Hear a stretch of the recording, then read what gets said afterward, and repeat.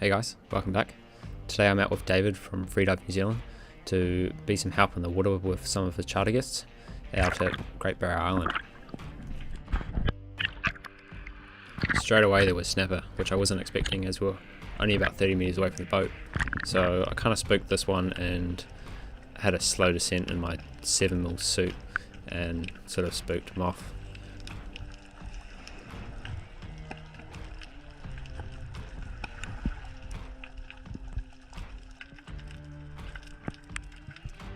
This is my first time out at Great Barrier Island, and it was quick to show me that it had some amazing underwater terrain, which made for some really awesome snooping.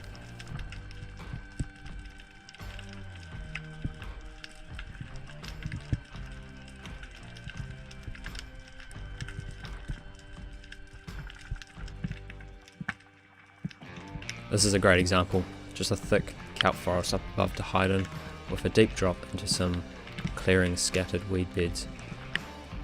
Just an awesome spot, but nothing was around.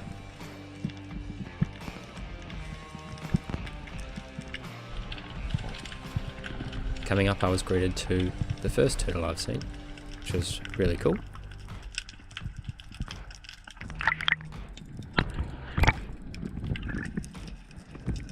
Seeing as this is a bit of a rare occasion, I went down and had a look at him.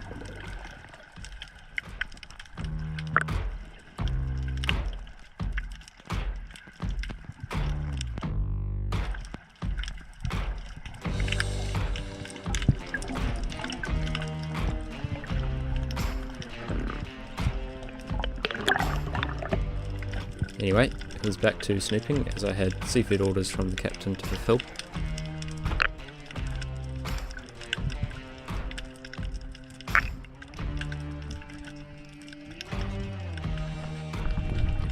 Another first for me, a poor-eye, something that's controversial in New Zealand, whether it's a good eating fish or not. So I decided to make my own opinion and take this guy.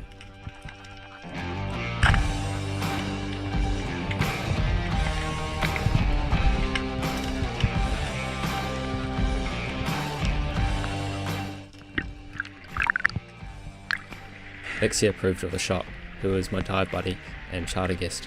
She later went on to pick up a huge poor-eye. I ate my poor-eye as fish and chips, and it's definitely acceptable eating fish.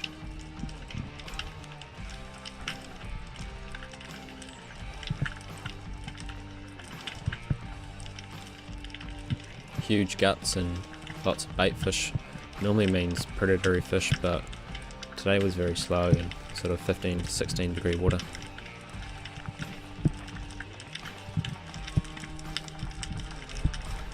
Do you want to shoot a butterfish?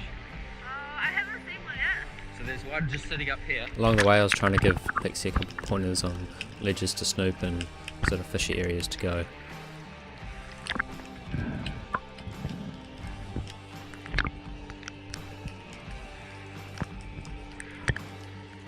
Huge amounts of jack mackerel and other bait fish around, and I'd found this weed ledge at about 15 metres, so I decided to drop down to it.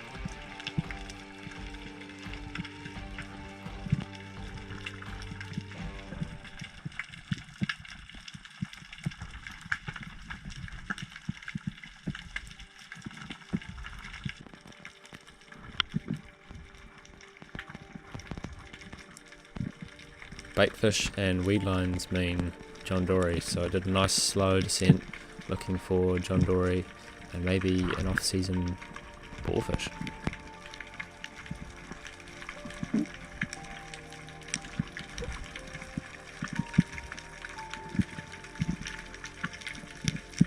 Heaps of fish around and a really cool sight.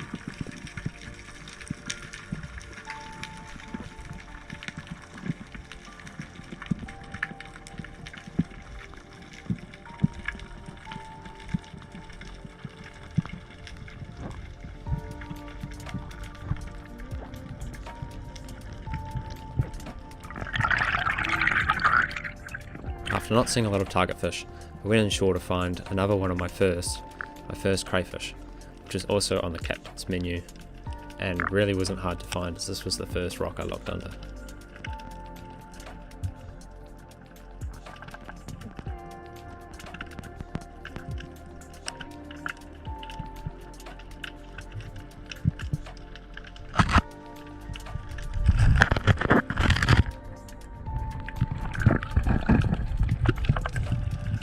Davey gave me some advice on how to get these crayfish. One of these tips was don't loosen your grip after you get them, and that's exactly what I did.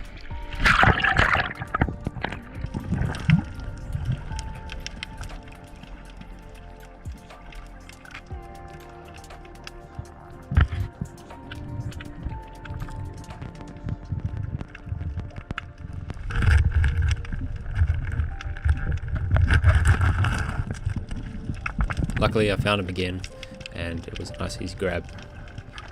I was pretty stoked because this is my first crayfish. Made sure I showed Davey, and he was pretty happy for me too.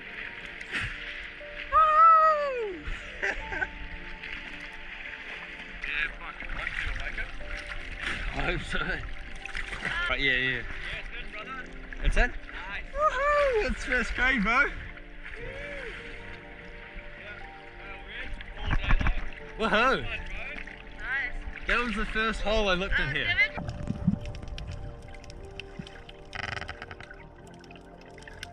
I've done quite a bit of diving, but I never get to go out to these amazing spots and hunt new species, so I got hooked on these crayfish.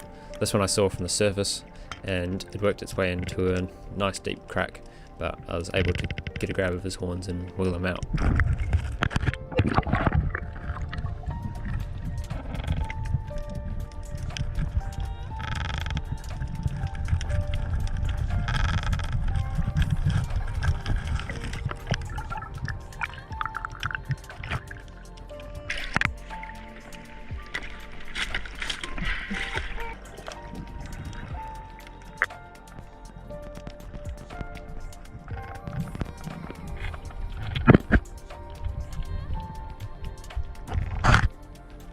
Back in Auckland you just don't get these underwater caves with fish living in them and crayfish in the cracks. It's just really awesome, which is why it's so great that Davey runs these charters and allows people to come out to these amazing spots and experience them when they otherwise may not be able to.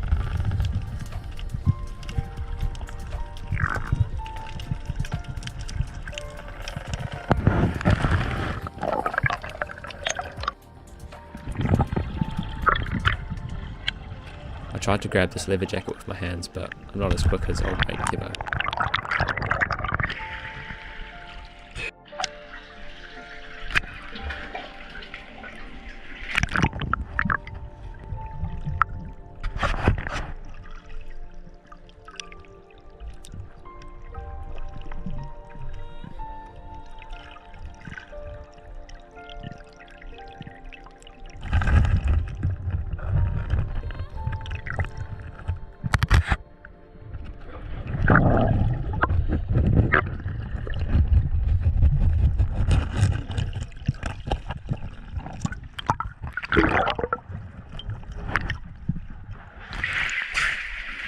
I was starting to get the hang of grabbing this crayfish, but this one wasn't very, so I had to go home.